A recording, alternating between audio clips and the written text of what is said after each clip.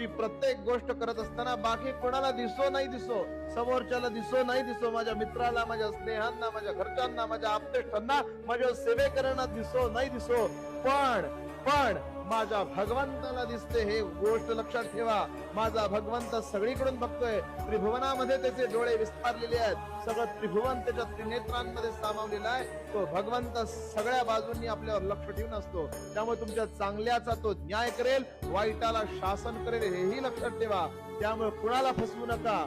कुठल्या व्यक्तीला, कुठल्या विशेष करून कुठल्याही व्यक्तीला सांगतो, कुणालाही फसवू नका. कारण आपण जर फसवत असू तर आपण देखील एक दिवस फसू. हे स्वामी वाक्य आहे. स्वामी महाराज सगळ्यांकडे नजर ठेवून आहेत.